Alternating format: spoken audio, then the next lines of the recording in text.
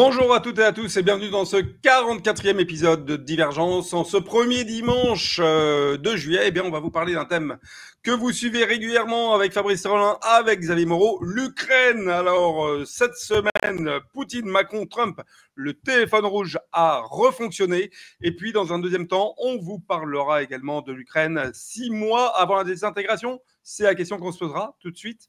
Générique. What do you want? Me to go back to my plane and go back to France?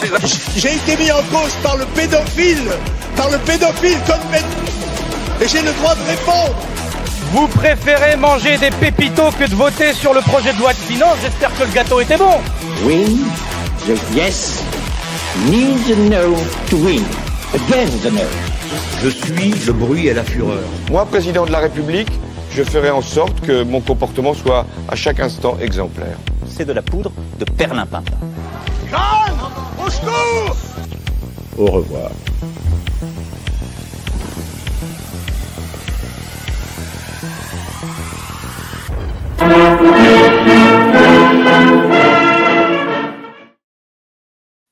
Alors le bruit et la fureur, c'est un petit peu, Xavier, ce qui s'abat actuellement sur l'Ukraine, sur le terrain.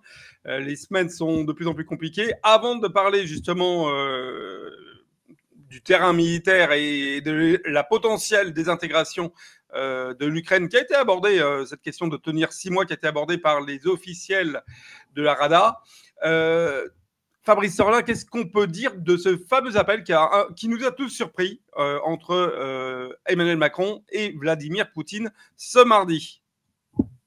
Bon, alors le coup de fil s'est déroulé mardi dernier. Effectivement, je crois que ça a surpris tout le monde, tous les observateurs. On s'y attendait pas. Ça fait 3 ans. Ça faisait 3 ans, en tout cas, que Macron et Poutine ne s'étaient pas parlé. On ne s'attendait pas à ce qu'ils reprennent langue comme ça du jour au lendemain. Enfin, en tout cas, ça a surpris tout le monde. Mais évidemment, le coup de fil a dû être préparé parce que ça fait quand même plusieurs années que la diplomatie russe n'a plus confiance du tout dans l'Élysée et dans la diplomatie française, et notamment depuis ce fameux juillet 2022 où Macron avait fait fuiter une conversation privée qu'il avait eue avec Poutine, et on l'avait vu rigoler avec son staff et les greluches autour de lui qui pouffaient de rire. C'était un moment quand même extrêmement gênant au niveau de la diplomatie française. Et ça avait mis en colère d'ailleurs le Kremlin et le ministère des Affaires étrangères russe, à juste titre, puisque c'était une conversation privée qu'il y avait eu entre 2 chefs d'État.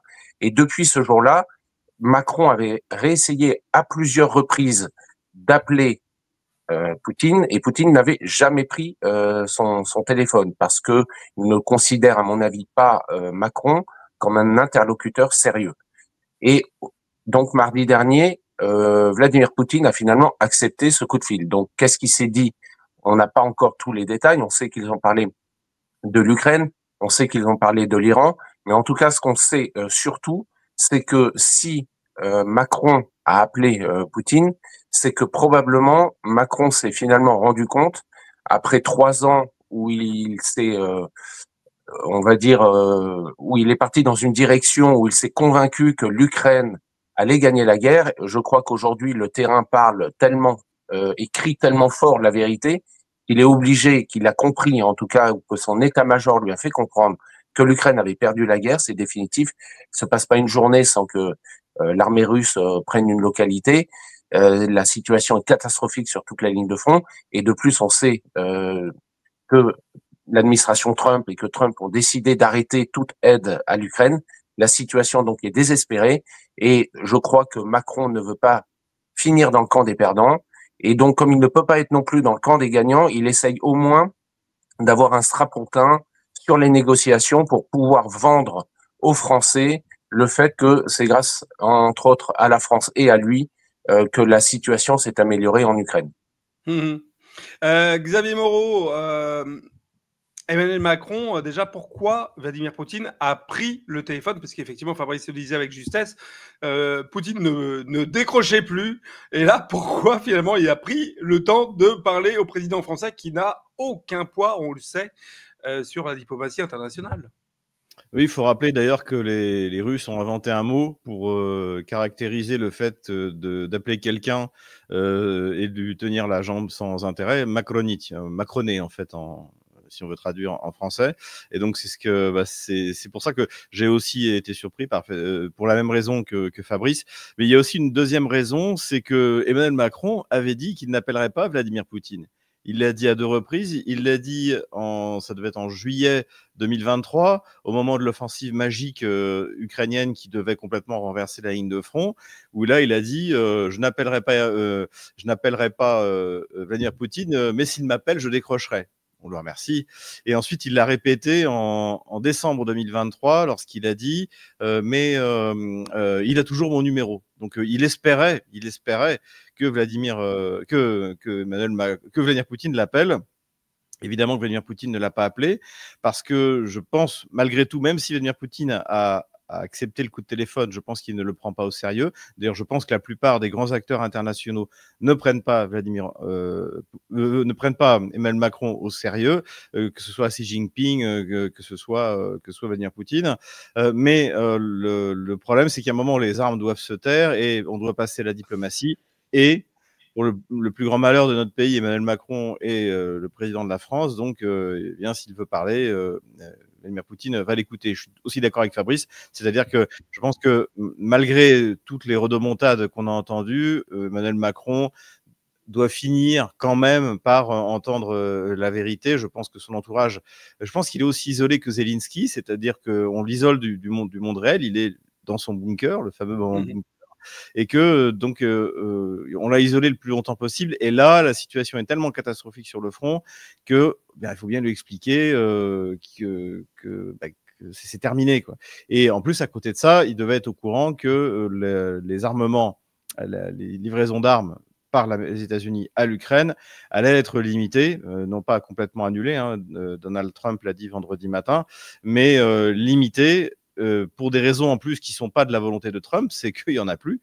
Et donc, voilà, c'est le principe de réalité qui finira de toute manière, tôt ou tard, par s'imposer. Et je pense aussi, pour finir avec ça, que Emmanuel Macron voulait faire en quelque sorte la nique à Starmer et à Merz et être le premier à appeler. Voilà. Et sinon, c'est pas en fait, en novembre 2024, Poutine a accepté un coup de téléphone de Scholz. Donc c'est pas non plus, Macron n'est pas le premier responsable européen à qui d'un pays de taille critique à qui Vladimir Poutine parle. Alors justement, Xavier nous fait la transition. Fabrice, dans la foulée, Donald Trump, finalement, peut-être même le maître d'Emmanuel Macron, Donald Trump a pris son téléphone pour dialoguer. Et là, c'était prévu, on le savait en amont de cet appel, puisque c'était partout dans tous les médias que l'appel aurait eu lieu jeudi entre Donald Trump et Vladimir Poutine. Finalement, toujours pas de rencontre physique de prévu, même si les deux hommes ne sont pas opposés à ça, mais en tout cas, il n'y a rien de prévu physiquement. Qu'est-ce que eux se sont dit lors de cet appel de jeudi matin? Alors déjà, pour rebondir sur une rencontre physique entre Trump et Poutine, il faut quand même comprendre que dans la diplomatie, quand deux hommes d'État se rencontrent, c'est pour signer quelque chose. Donc, ils ne vont pas se rencontrer tant que les deux équipes, l'équipe de Poutine et l'équipe de Trump, ne se seront pas mis d'accord sur le cessez-le-feu. Si on parle notamment d'une rencontre autour de l'Ukraine. Mais c'est quand même très bon signe de voir aujourd'hui que effectivement Trump et Poutine reprennent langue et discutent. Et surtout, ce qui est intéressant, c'est qu'on voit dans les déclarations de l'un comme de l'autre qu'il y a du respect. Il y a un véritable respect entre Poutine et Trump. Je crois même qu'il y a un certain niveau de confiance qui a été établi. L'un et l'autre veulent sincèrement que la guerre en Ukraine se termine, ce qui n'est pas du tout le cas. Et Xavier en a parlé tout à l'heure, des relations entre Poutine et Macron.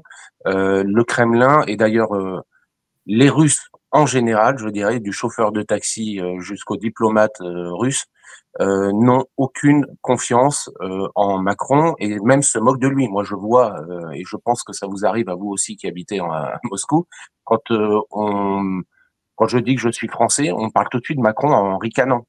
En fait, il passe aujourd'hui en Russie pour un guignol, véritablement. Oh, pas grand aussi, ce qui Pardon? Je disais pas qu'en Russie, ceci étant. Pas qu'en Russie, malheureusement, mais c'est là où j'habite et c'est quand même assez dingue de voir ça parce que ça a vraiment atteint toutes les couches de la société russe. Et donc, je crois vraiment, voilà, que que ce coup de fil qui a été donné par Macron n'aboutira pas. En tout cas, à mon avis, ce qui se passe, c'est que je pense que la diplomatie russe a dû demander auparavant aux Français de ne pas publier l'échange qu'il y a eu.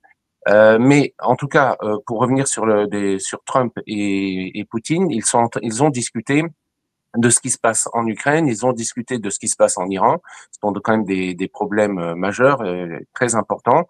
Et comme je l'ai dit auparavant, l'un et l'autre veulent absolument, en tout cas sur l'Ukraine, arrêter le conflit. Donc on peut se dire en fait que les négociations entre les deux pays progressent. Elles progressent bien puisqu'il y a toujours une connexion qui se fait entre les deux leaders russes et américains. On a vu même que pendant le conflit entre Israël et l'Iran, Trump plusieurs fois avait dit je ne veux pas continuer à mettre de nouvelles sanctions sur la Russie car je ne veux pas froisser Poutine. Je pense qu'il est sincère et qu'il veut une paix en Ukraine et lui aussi la veut. Donc en fait, je pense que il faut vraiment dissocier les discussions qu'il y a entre Poutine et Trump, qui sont des discussions sérieuses et dont les deux protagonistes veulent aboutir à quelque chose de sérieux, par rapport aux discussions qui se passent aujourd'hui, qui se sont passées mardi dernier, pardon, entre Poutine et Macron, parce que Macron, c'est quelqu'un qui est juste dans la communication. Il fait ça, en fait, pour son image à lui vis-à-vis des Français, mais je crois qu'il n'a aucun plan derrière, et de toute façon, même s'il en avait un, il est incapable de le mettre en place, parce que la France, malheureusement, aujourd'hui, ce qui reste de la France, c'est que c'est une puissance nucléaire. C'est pour ça qu'elle est encore écoutée au niveau international, mais en dehors de ça, la France, malheureusement, a été reléguée en puissance de seconde zone. Merci. Alors, on va rester sur notre Trump-Poutine, sur cet appel. Xavier, finalement, est-ce que déjà les Russes peuvent avoir plus confiance en Trump qu'en Macron?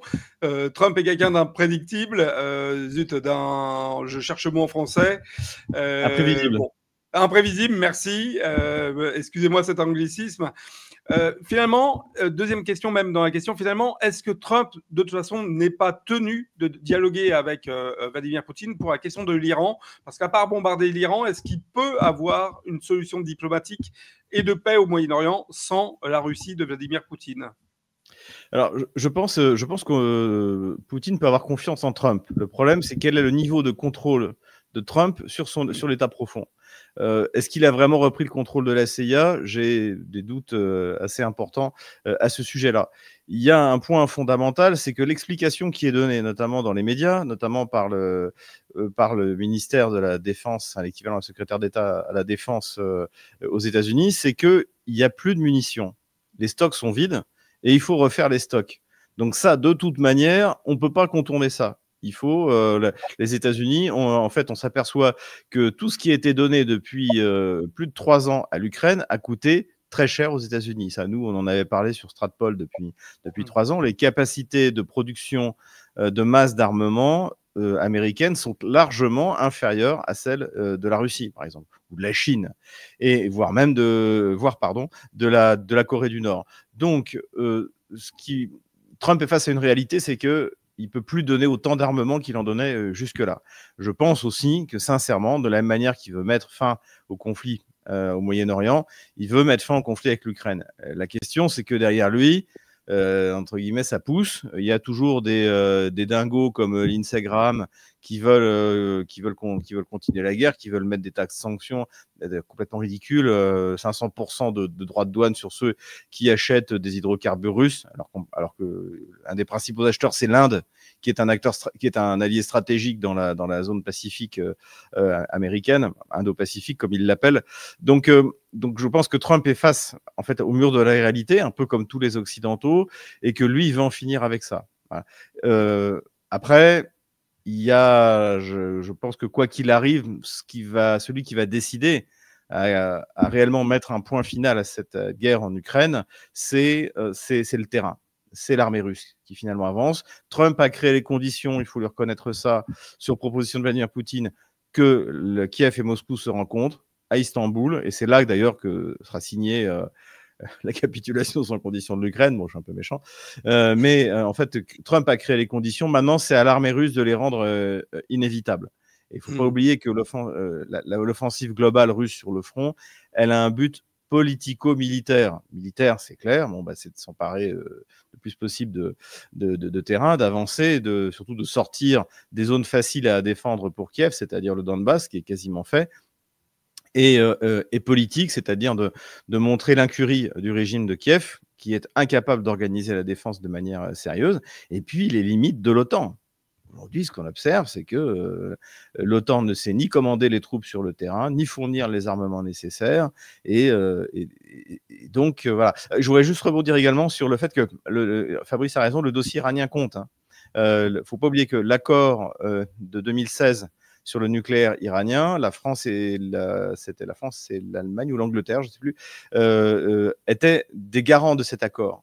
Donc, effectivement, si on veut revenir à un accord sur le nucléaire iranien, ce qui est vraiment souhaitable, eh bien, je pense que Vladimir Poutine aussi a accepté pour ça, c'est de ramener les mêmes acteurs dans le jeu. Et je pense que ça aussi, ça intéresse Trump, qui veut clairement liquider le dossier. Donc, en fait, c'est revenir ce que Trump a détruit lorsqu'il est arrivé au pouvoir en 2017, revenir sur un accord sur le nucléaire iranien. Ce qui n'est pas gagné, parce que je rappelle que officiellement, l'Iran a interdit à l'AIEA de remettre les pieds sur son territoire.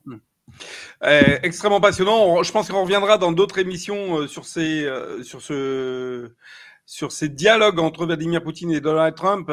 Ça me semble être une évidence que, notamment sur le dossier iranien, l'Iran est extrêmement remonté malgré le cessez-le-feu qui a été signé il y a de ça une semaine, a notamment menacé à l'avenir, si de nouveaux conflits survenaient, de miner le détroit de Dormouz. Donc je pense qu'effectivement, économiquement, de toute façon, Donald Trump ne peut pas se passer de la diplomatie avec Vladimir Poutine sur ces questions du Moyen-Orient. Tout de suite, petite transition publicitaire et on se retrouve pour le deuxième thème. On va parler justement du terrain. Est-ce qu'il reste que 6 mois de vie avant une mort clinique de l'Ukraine? Tout de suite, publicité.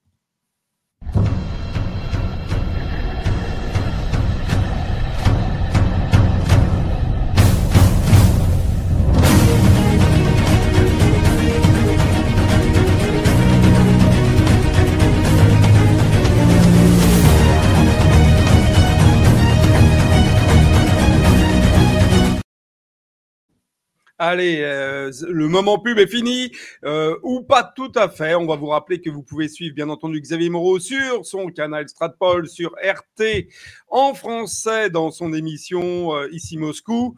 Xavier, de quoi parlais-tu, justement, ce vendredi soir dans Ici Moscou ?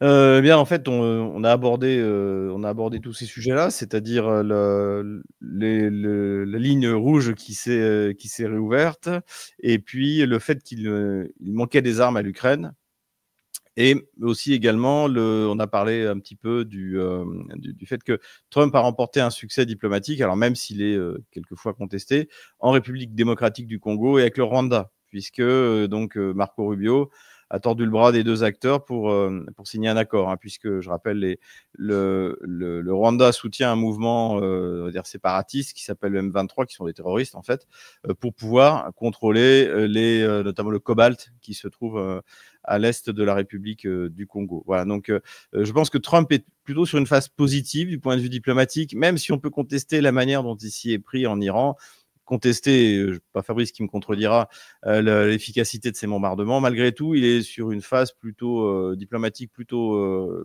réussie. Ses adversaires ont du mal à le prendre à ce sujet. Et voilà ce dont on a parlé. Il a juste un problème de couple avec Elon Musk qui revient, mais bon, ça c'est une autre question. Pareil, l'instant publicitaire, c'est bien entendu pour vous dire de vous abonner, si ce n'est pas déjà fait, au canal Telegram de Fabrice Sorlin. C'est noté juste en dessous de sa vidéo, donc Fabrice Sorlin en attaché. Fabrice, toi, sur ton canal, tu nous parles un petit peu de tous ces grands conflits mondiaux qui sont extrêmement importants. L'Iran, la Chine, la Russie, l'Ukraine. Tu nous parles un petit peu de tout ça. Je fais en fait un focus lorsqu'il y a un nouveau conflit ou un événement important au niveau international. Je m'intéresse de près à cet événement-là et pour essayer de donner un maximum d'informations. Et puis lorsque là on voit par exemple que le conflit entre Israël et l'Iran est rentré dans une phase de cessez-le-feu, mais ça brûle à nouveau au niveau ukrainien. On repart sur le dossier ukrainien. Et si demain c'était Taïwan, on partirait sur Taïwan. Voilà. L'idée, c'est d'essayer à chaque fois qu'il y a une actualité brûlante, d'essayer d'apporter un focus là-dessus pour expliquer un peu et voir comment les choses se passent sans passer par les filtres de BFM TV et de LCI. Voilà, un décryptage non mainstream. Alors, ça nous amène à notre dernier sujet. Il nous reste un quart d'heure, messieurs. Donc, on va avancer vivement sur la question. On a, au niveau d'Arada, au niveau du gouvernement ukrainien, des énormes inquiétudes, puisque Donald Trump, au-delà de l'appel avec Vladimir Poutine, a aussi annoncé qu'il arrêtait les fournitures d'armement à l'Ukraine. Alors là, il y a eu grosse panique. Certains ont dit en Ukraine, justement, qu'il restait potentiellement 6 mois d'armement à l'Ukraine pour tenir. Et encore, ça me paraît optimiste. Est-ce que finalement, Xavier, je vais te poser la question à toi en premier, est-ce que Trump, c'est une volonté, cet arrêt de livraison d'armes, c'est une volonté de faciliter la fin de cette guerre, ou est-ce qu'il le fait contraint et forcé, puisque comme tu l'as dit, il n'y a plus d'armes, donc forcément, il n'y a plus rien à livrer. Alors effectivement, au niveau de la Rada, on a une personne assez connue qui est la vice-présidente de la commission de la défense du Parlement ukrainien, qui s'appelle Maria Bezougla, qui a d'ailleurs tweeté ou envoyé un post dans lequel elle a dit « Les États-Unis ne sont plus l'allié de l'Ukraine ». Suite à la décision. Après avoir donné autant d'argent, c'est quand même trash. Sont plus. Mais cela dit, comme j'ai dit, je pense que Washington est contraint par la réalité de ses stocks. Après, on va voir si ça va être maintenu dans la durée, s'ils ne vont pas essayer de racler les fonds de tiroir. On sait qu'aujourd'hui, plus qu'Emmanuel Macron, le fauteur de guerre, c'est Friedrich Merz, le nouveau chancelier allemand, qui, lui, essaie de convaincre les Américains de continuer, cherche de l'argent pour qu'à la limite, l'Union européenne achète du matériel aux États-Unis et l'envoie en Ukraine. Donc, on ne sait pas à quel point les systèmes vont être limités. Ce qu'on sait, c'est que ça concerne les systèmes Patriot, ça concerne les missiles Hellfire, ça concerne même des obus de 155 mm qui sont vraiment la base. Et ce qui est clair, c'est que si Washington ne peut pas fournir ou ne veut pas fournir de l'armement à Kiev, la fin de la guerre va s'accélérer. Voilà.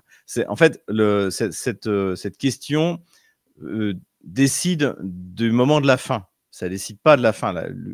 L'Ukraine a perdu la guerre. Elle l'a perdue, comme j'ai dit, le 24 février 2022. Mais évidemment et d'ailleurs, je pense que ce serait pour le bien de tous, y compris de l'Ukraine, parce que plus on va attendre, là, les Russes ont libéré une première localité dans la région de Dnipropetrovsk, Dachnoe, et donc plus on va attendre, plus la Russie va rentrer à l'intérieur du territoire ukrainien, dans des territoires où elle n'avait pas mis les pieds depuis 2022. C'est le cas, encore une fois, de la région de Dnipropetrovsk. Donc, la situation est franchement délicate pour l'Ukraine. C'est dans l'intérêt de tout le monde d'arrêter. C'est dans l'intérêt de tout le monde, sauf de Zelensky et de son clan, son chef de cabinet qui s'appelle Yermak, qui est aussi un personnage du monde du spectacle. C'est quand même assez... Le niveau des élites, on se plaint du niveau des élites en France, et on a raison, mais alors en Ukraine, c'est encore pire.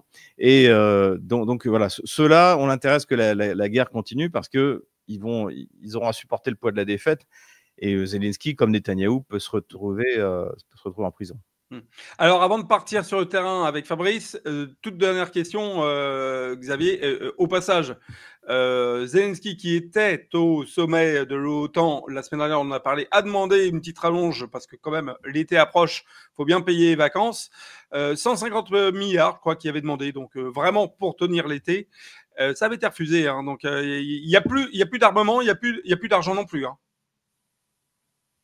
Effectivement, donc de toute manière, c'est ça, il y a 2 formes d'aide de l'Ukraine. Il y a le fait que, l'État ukrainien, c'est-à-dire la paie des soldats, pour quand l'État central ukrainien reconnaît les pensionnés, les familles, des morts ou des blessés, tout ça fonctionne grâce à l'argent, soit de l'Union européenne, mais essentiellement des États-Unis. Donc il y a même pas que l'aspect, de l'armement, il y a aussi tout simplement le fonctionnement de l'État ukrainien. C'est pour ça que, quoi qu'il arrive, l'arrivée de Trump est un accélérateur. Parce que, et cela dit, on peut se poser la question, d'ailleurs certains se la sont posés, et si ça avait été Kamala Harris aurait été, ou plutôt ceux qui la dirigent, comme ceux qui changeaient les piles de Joe Biden, auraient été face à la même réalité que Donald Trump. Simplement, ils auraient tout fait pour trouver des solutions pour continuer la guerre, alors que Donald Trump, lui, il se creuse la tête pour que ça s'arrête parce qu'il voit bien le gouffre. Et il faut s'interroger, encore une fois, pourquoi est-ce que Donald Trump augmente autant le budget de la défense américain ? On était à plus de 800 milliards à 1000 milliards. C'est peut-être aussi parce qu'il a découvert que son équipe a découvert que l'armée américaine, notamment la flotte américaine, est dans un état épouvantable, que les stocks ont été vidés pour une guerre qu'ils sont en train de perdre. Et donc, encore une fois, c'est le principe de réalité. Et il vaut mieux pour nous, pour l'Europe, que ce soit Trump qui soit aux commandes, plutôt qu'une équipe de dingos du Parti démocrate. Voilà. Donc, voilà ce qu'on peut dire. Fabrice, première question, où on en est finalement sur le terrain. Est-ce que 6 mois, on va parler militairement, pour la Russie, pour mettre à genoux et forcer le bras pour une reddition de l'Ukraine, est-ce que c'est jouable? Déjà, première question. Et deuxièmement, question dans la question, est-ce que l'on sait ce qui en est des informations satellites américaines? Est-ce qu'elles ont été aussi coupées ou est-ce que ça n'a pas été abordé comme sujet? Non, mais pour la situation militaire, en fait, Xavier en a parlé. Ce qui va décider de la fin de l'opération militaire spéciale en Ukraine, ça va être juste de quand est-ce que ça va se passer. Ça va être juste de savoir quelle quantité d'armement, de munitions vont pouvoir continuer à être délivrées en Ukraine. Puisque, alors, il y a quand même une chose intéressante, c'est qu'il y a quelques jours, Mark Rutte, donc le secrétaire général de l'OTAN, a lui-même déclaré ce que nous avions dit déjà ici depuis longtemps, à savoir que la Russie produit en 3 mois plus d'armement que tous les pays de l'OTAN réunis en 1 an. Voilà, donc déjà quand on a ce chiffre-là en tête, on comprend mieux le problème et l'équation du problème. C'est-à-dire que les pays de l'OTAN aujourd'hui se rendent compte d'une chose, c'est que l'armée russe obtient autant d'armement qu'elle en a besoin sur toute la ligne de front, de munitions, d'équipements lourds, à tous les niveaux, si vous voulez, et même au niveau des drones, qui avaient été, on va dire, peut-être le talon d'Achille de l'armée russe pendant un temps. Le retard a été comblé depuis longtemps déjà. Et aujourd'hui, en fait, quasiment sur tous les aspects de la guerre, la Russie est supérieure aux pays de l'OTAN. Et donc, je crois que d'ailleurs, on peut relier cette situation-là à l'appel désespéré de Macron à Poutine. C'est-à-dire que tout ça, maintenant, il le sait, il l'a intégré. Et en fait, ce qui est quand même assez dingue, c'est de voir que tous ces pays d'Europe de l'Ouest se sont lancés dans un conflit avec la Russie, parce que il faut dire les choses, même si Macron déclare qu'il n'est pas en guerre contre la Russie, il a quand même soutenu, c'est un des dirigeants qui a soutenu le plus l'Ukraine. Il avait même menacé, on se souvient, la Russie d'envoyer des propres troupes françaises sur le terrain en Ukraine. Bref, en fait, ils se sont, tous les Starmer, les Macron, etc., se sont impliqués eux-mêmes dans cette guerre, alors qu'ils n'en avaient pas les moyens, puisque aujourd'hui, on voit bien que lorsque Trump décide de finalement arrêter de déverser l'argent, les munitions, les armements à l'Ukraine, les pays européens se retrouvent seuls. Ils se retrouvent seuls et ils se retrouvent isolés et ils savent qu'ils ne vont pas pouvoir poursuivre cette guerre. Donc, ils sont dans une situation extrêmement compliquée au niveau politique et parce que cette guerre-là Tout à l'heure, Xavier disait voilà que le seul qui a besoin de continuer la guerre, en fait, c'est Zelensky et son clan. Ça a été le cas aussi. En fait, pendant longtemps, les Macron, etc., avaient besoin aussi de cette guerre pour se maintenir. Mais là, maintenant qu'ils se sont rendus compte que la guerre était perdue, totalement perdue, ils essayent voilà d'échapper à leur destin qui est celle d'être dans le camp des perdants. Voilà, donc c'est quand même assez intéressant de voir cette différence et ce changement de position qui s'est fait en l'espace de quelques jours. Et je crois que l'accélérateur de tout ça, ça a été le conflit qui s'est passé entre Israël et l'Iran. Et je pense il ne faut pas perdre de vue et avoir vraiment une vision très globale de la chose, parce que si aujourd'hui on a vraiment cette décision qui a été prise par Trump et son administration de diminuer, voire d'arrêter de déverser les armements en Ukraine, c'est aussi parce qu'ils se sont rendus compte que leur allié principal, qui était Israël, et Israël est beaucoup plus important pour les États-Unis que l'Ukraine ne l'est, que Israël, dans le conflit de 12 jours qu'il a opposé à l'Iran, a subi une défaite et que elle n'a pas été en mesure de se défendre suffisamment parce que manque de munitions, notamment sur les missiles anti-aériens. Et aujourd'hui, les États-Unis veulent se concentrer essentiellement sur l'aide israélienne plutôt que sur l'aide ukrainienne. Et de plus, un inventaire a été fait récemment aux États-Unis et ont montré que les stocks n'étaient plus au niveau nécessaire pour la défense même du pays. Voilà, donc Zelensky se retrouve seul, Macron se retrouve isolé avec Zelensky, et voilà, retournement de situation assez brutal en l'espace de quelques jours. On pourrait dire pour Zelensky, Israël m'a tué. Pour rappeler cette affaire française qui avait défrayé la chronique. Xavier, je vais te poser une petite question juste avant. Oui, attends, je vais juste dire un truc. Il faut aussi ajouter, il faut jamais oublier que les armes occidentales, américaines notamment, sont en gros, si on prend l'exemple de l'obus de base 152 mm, 155 mm pour les États-Unis, sont entre 4 à 10 fois plus chers. Un obus de 152 mm, ça coûte $600. Un obus de 155 mm, ça coûte $6 000.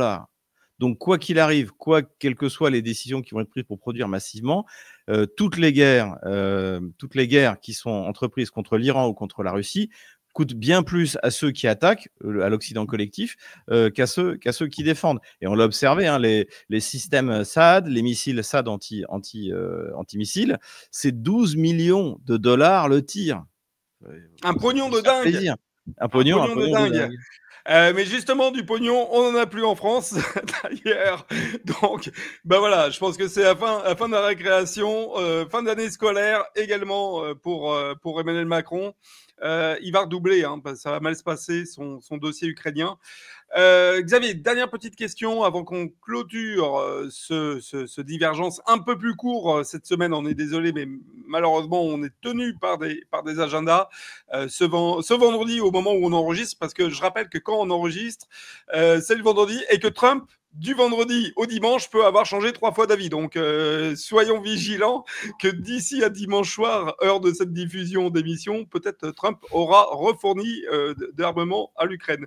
Dernière question. On a vu l'intervention hier du ministre des Affaires étrangères chinois pour dire... Alors, il a reconfirmé que la Chine ne participait pas au soutien militaire ou économique de la Russie dans le cadre de cette guerre, mais il a dit quelque chose de très important. Il a dit « La Chine ne peut pas se permettre une défaite de la Russie sur la question ukrainienne ». Bah oui, évidemment. C'est-à-dire que si jamais la Russie était totalement battue, toutes les forces otano-kieviennes pourraient se diriger contre la Chine. C'est aussi simple que ça. Et en plus, comment dirais-je, la défaite de la Russie aurait des conséquences politiques en Russie. De la même manière que la défaite de l'Occident collectif va avoir des conséquences notamment dans tous les régimes autoritaires européens, en France, en Angleterre, en Allemagne, évidemment que les défaites militaires ont des conséquences politiques. Et une défaite militaire russe pourrait provoquer, oui, on peut le dire, la chute de Vladimir Poutine, une période d'instabilité, de fragilisation dans les zones périphériques de l'État russe, le Caucase, principalement. Donc effectivement, la Chine n'a pas intérêt à ce que la Russie soit battue. Et je voudrais quand même rappeler, c'est que la Chine, en fait, elle permet à tout le monde de faire la guerre.